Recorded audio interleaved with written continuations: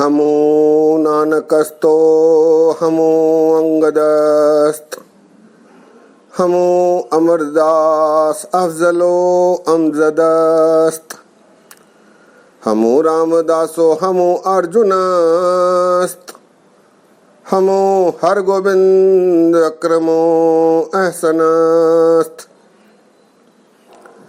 हमो हस्त हर राय करता गुरु बदु आशिकारा हमा पुष्टरु हमो हर किशन नाम दासर बुलंद अजो हासिल उम्मीद हर मुस्तमंद हमो हस्त तेग बहादुर गुरु के गोविंद सिंह आमदस नूर हमो गुरु गोविंद सिंह हमो नानक आस्त हमा शब्द जोहरो मानकास्त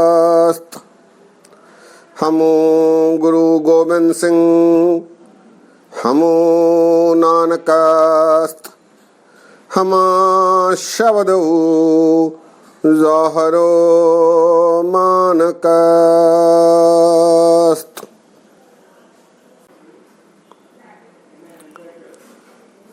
सत्कारयोग सत्संगयोग वाहिगुरु जी का खालसा वाहिगुरु जी की फतेह।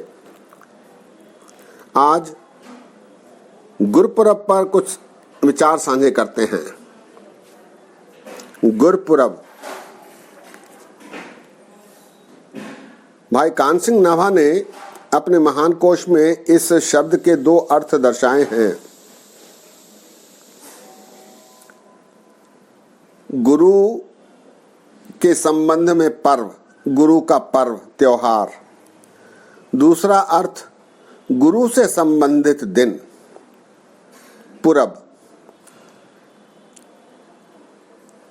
दूसरा अर्थ ही गुरपुरब से संबंधित हो सकता है, क्योंकि गुरपुरब हम महाराज गुरुओं के प्रकाश पुरब और ज्योति ज्योत पुरब भी मनाते हैं। इसलिए गुरु से संबंधित दिन गुरपुरब कहलाएगा। गुरपुरब पंथ में सिंह गुरपुरब मनाते हैं। गुरपुरब 3 अवसरों पर मनाए जा रहे हैं। गुरु के प्रकाशोत्सव पर, गुरु के ज्योति ज्योत पुरब पर और गुरु के गद्दी नशीनी गुरगद्दी दिवस पर। इन 3 अवसरों पर गुरपुरब मनाए जाते हैं। गुरु के जन्मदिन को जन्मदिन नहीं कहा जाता, गुरु का प्रकाश उत्सव मनाया जाता है, क्योंकि गुरुओं ने जन्म नहीं लिया है। गुरु परमात्मा द्वारा भेजे गए दूत हैं, जिन्हें परमात्मा ने किसी निर्दिष्ट कार्य के लिए इस संसार में भेजा है। वो गुरु के आदेश पर, गुरु की सलाह पर इस संसार में अवतार धारण करके आए हैं और ये संसार के अज्ञान के अंधेरे को दूर करने के लिए ज्ञान के प्रकाश को संसार के प्राणियों को देने के लिए आए हैं। इसीलिए इनका प्रकाश पर्व मनाया जाता है। ये जीवन मरण में नहीं आते। जन्म मरण दूहू में नाही गुर परोपकारी आए। संसार पर परोपकार करने के लिए गुरुओं ने इस संसार में आगमन किया है। प्रकाश, ज्ञान का प्रकाश देने के लिए इस संसार में आगमन किया है। गुरु का प्रकाश होता है और फिर गुरु का अंत नहीं होता, गुरु का देहांत नहीं होता। गुरु ज्योति ज्योत समाते हैं, क्योंकि परमात्मा प्रकाश के रूप में आए और उसी ज्योति को फिर उस महान ज्योति में अपने आप को मिला लेते हैं जिसने उन्हें यहाँ भेजा है। इसीलिए गुरुओं के ज्योति ज्योत पर्व मनाए जाते हैं, प्रकाश पर्व और ज्योति ज्योत पर्व। गुरुओं के प्रकाश पर्व और ज्योति ज्योत पर्व मनाए जाते हैं। संसार में अवतार धारण करके ये आते हैं। कुछ अन्य भी संसार में आते हैं जिनके संबंध में दो चार वाक्य साझे करते हैं। संसार में आने वाले कुछ ऐसे भी मनुष्य होते हैं जो अपना शेष कार्य पूरा करने के लिए आते हैं। ये दूसरे प्रकार के मनुष्य, उनका कुछ कार्य शेष रह जाता है जिसे वो पूरा करने के लिए यहाँ आते हैं और उसे पूरा करने के पश्चात वो जीवन में ही मुक्त हो जाते हैं।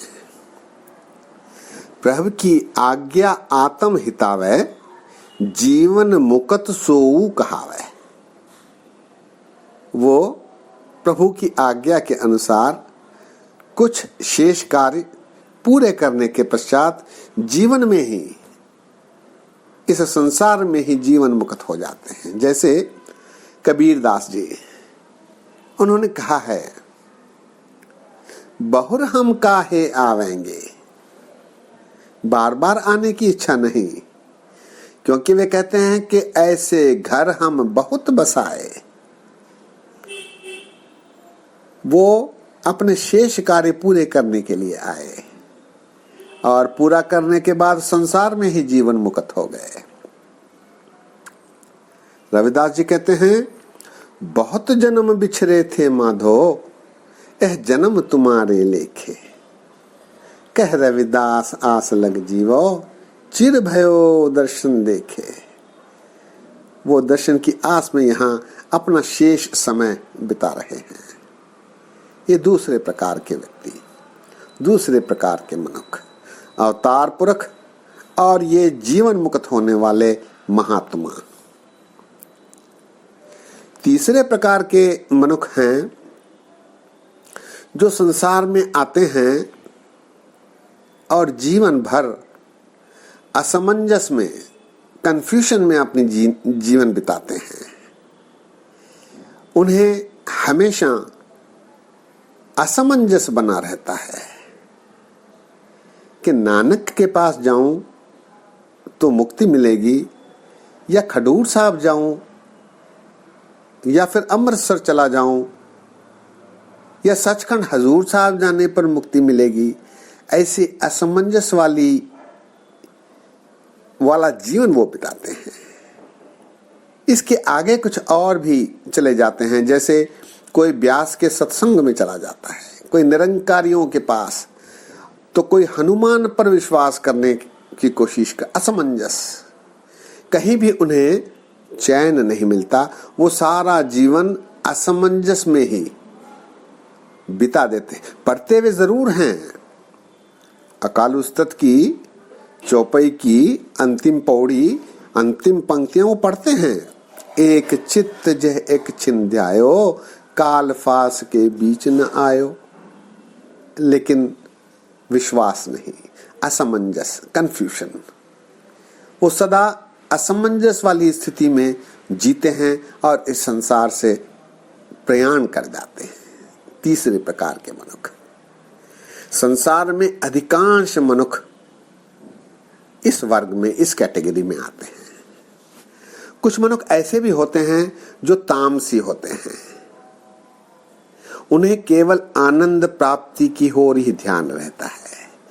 वो संसार में केवल सुख भोग कर चले जाना चाहते हैं। इन्हें भौतिकवादी भी कहा जाता है। ऐसे मनुष्य परमात्मा के बारे कभी नहीं सोचते, उनके पास समय ही नहीं रहता, वो कहते हैं ये बेकार की बात है।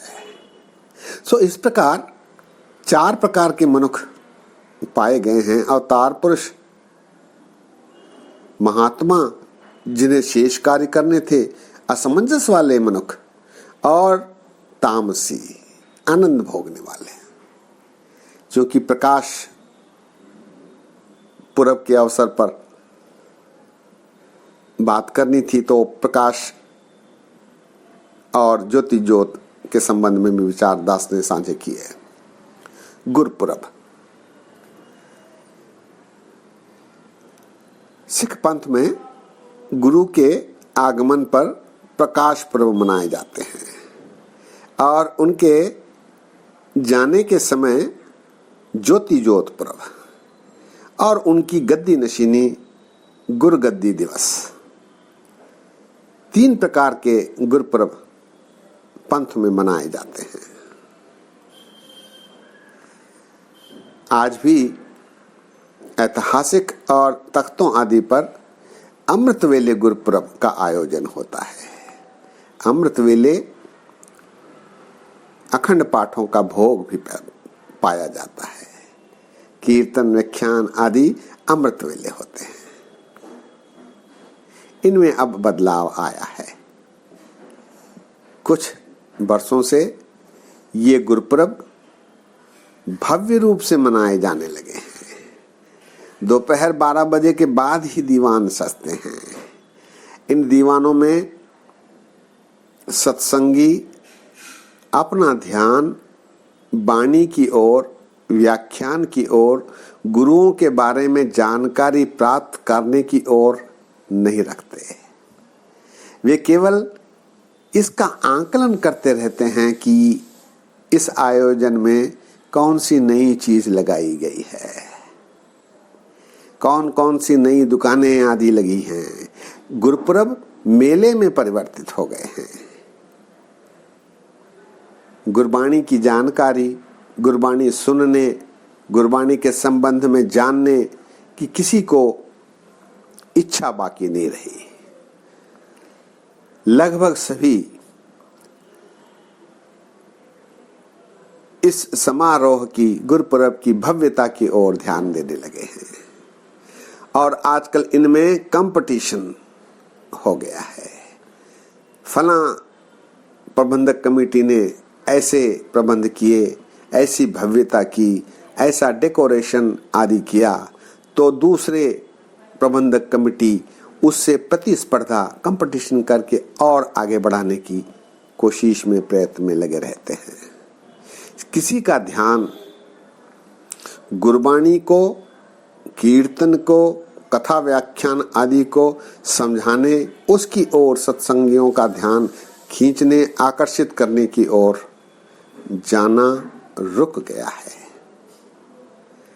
अब गुरपर्व मेलों में परिवर्तित हो गए हैं। बड़े बड़े मैदानों में गुरपर्व का आयोजन किया जा रहा है। इसके बाद नगर कीर्तन, शोभा यात्रा, जुलूस, महल्ले आदि का आयोजन हो रहा है।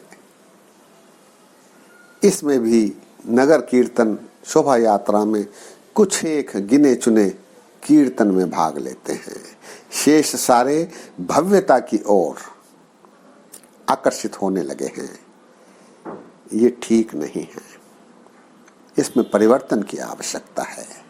गुरपर्व घंटा 2 घंटे आदि के लिए होना चाहिए, ताकि वृत्ति सत्संगियों की जुड़े और गुरपर्व का पूरा लाभ सभी उठा सके। आज इतने वचन प्रवान करो। अनेक गलतियां हुई हैं, दास को अनजान जानकर क्षमा बख्शो। फतेह सांझी करो। वाहिगुरु जी का खालसा, वाहिगुरु जी की फतेह।